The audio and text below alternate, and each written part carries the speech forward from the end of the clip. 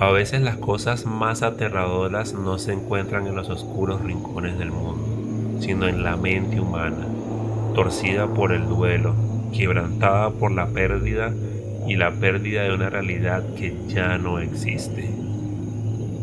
Soy policía y ese día estaba de servicio, preparado para un día más de llamadas rutinarias. Mi misión ese día era responder a situaciones no urgentes, nada fuera de lo común. Solo las típicas disputas vecinales o quejas menores que no requerían una respuesta inmediata. Alrededor del mediodía recibí una llamada que parecía bastante sencilla. Un vecino había reportado un olor proveniente de la casa de al lado. Lo describieron como algo repugnante y nauseabundo que había crecido en una intensidad horrible durante los últimos días. Ya no podían tolerarlo. El hedor se filtraba a través de las paredes invadiendo su hogar, y el vecino nos suplicó que por favor investigáramos.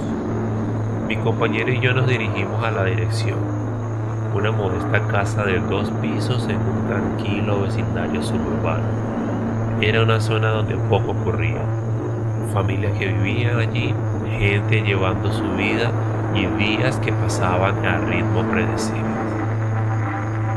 Al acercarnos a la casa, noté lo ordinaria que se veía, con jardines bien cuidados y una cerca recién pintada. No había indicios de que algo anduviera mal, al menos desde el exterior. Llamamos a la puerta y esta no tardó mucho en abrirse. Una mujer, probablemente en sus 40, estaba parada en el umbral.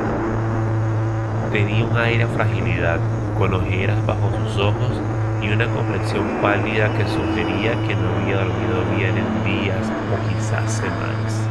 A pesar de esto, era cortés, incluso cálida al invitarnos a entrar. En sus brazos sostenía un bebé envuelto en una manta. El bebé estaba inmóvil, de hecho, demasiado inmóvil, pero deseché la inquietud que picoteaba en la parte posterior de mi mente. Recibimos una queja sobre un fuerte olor proveniente de su propiedad. ¿Podríamos echar un vistazo? Le expliqué suavemente a la mujer. Ella sintió y casi sin reaccionar se hizo a un lado para dejarnos entrar. En el momento en que cruzamos el umbral, el olor nos golpeó fuertemente. Era denso y empalagoso y realmente sofocante. Era el tipo de olor que te revuelve el estómago, el aroma inconfundible de algo en descomposición. Mi compañero y yo intercambiamos miradas con el mismo pensamiento corriendo por nuestras mentes. Esto no iba a ser una inspección simple. Comenzamos nuestra búsqueda moviéndonos sistemáticamente por toda la casa. La mujer nos seguía observando en silencio mientras pasábamos de una habitación a la otra. Comenzamos en la cocina, revisando el refrigerador, la basura o cualquier lugar que pudiera ser la fuente del olor, pero nada parecía fuera de su lugar. El olor estaba allí, era abrumador pero elusivo, llenaba el aire, denso y nauseabundo, pero era imposible de rastrear. A medida que continuamos, notamos algo inquietante en la casa. No había signos de actividad reciente. Los platos en el fregadero eran pocos, y el polvo en los muebles sugería que quizás algunas habitaciones no habían sido usadas en días o incluso en semanas. Sin embargo, la casa no estaba sucia. Simplemente parecía estancada, como si el tiempo se hubiera detenido dentro de esas paredes. Pasamos a la sala de estar, luego a los dormitorios. Levantamos cojines, moviendo muebles, abriendo armarios. Incluso revisamos el ático, con la esperanza de encontrar un roedor muerto o algo que pudiera explicar el hedor. Pero cada habitación solo profundizaba el misterio. El olor estaba en todas partes, pero en ninguna parte a la vez. No se intensificaba en ningún lugar en particular. Simplemente persistía una nube invisible de descomposición. Después de más de 20 minutos de búsqueda, No estábamos más cerca de encontrar la fuente del olor. La frustración y una creciente inquietud comenzaron a sentarse. Mi compañero sugirió que podríamos estar lidiando con algo dentro de las paredes, quizá un animal muerto atrapado en la ventilación. Era la única explicación que tenía sentido, aunque eso no encajaba del todo con la gravedad del olor. Decidimos dar por terminado el día, dándonos cuenta de que sin equipo especializado no podríamos localizar la fuente exacta de ese olor. Nos volvimos hacia la mujer que había estado de pie en el pasillo, aún sosteniendo a su bebé. No se había movido mucho de su lugar durante todo el tiempo. Sus ojos seguían nuestros movimientos, pero su expresión era completamente inexpresiva.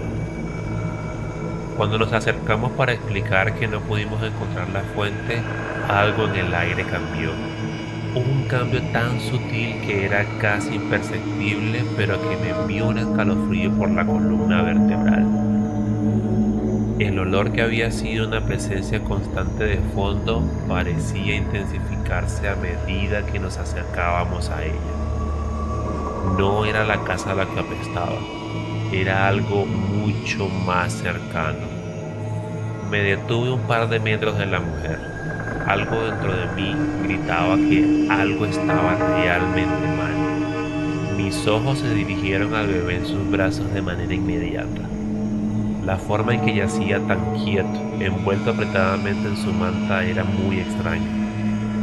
La manta tenía una mancha oscura y húmeda que se extendía por ella, una que no había notado antes. Y entonces la realidad me golpeó con la fuerza de un martillo. El bebé no se movía, no estaba respirando. La piel que se asomaba de los bordes de la manta era gris, casi azul, con una textura que hacía que mi estómago se revolviera. Me acerqué, estaba temblando mientras extendía mi mano. Señora, dije lentamente, mi voz apenas un susurro.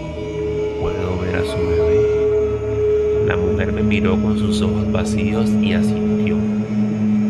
Apartó lentamente la manta, revelando la cara del bebé.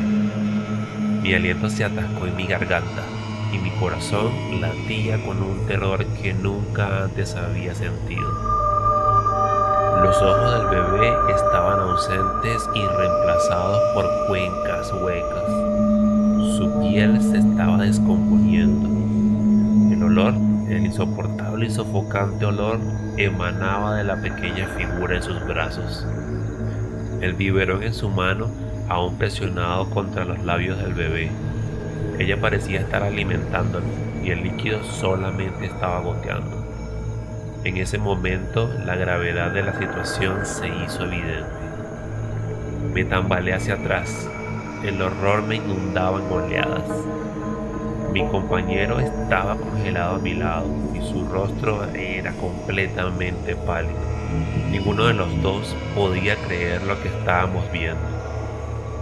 La mujer continuaba murmurando suavemente al bebé, ajena de la realidad de la situación, perdida en algún oscuro rincón de su mente.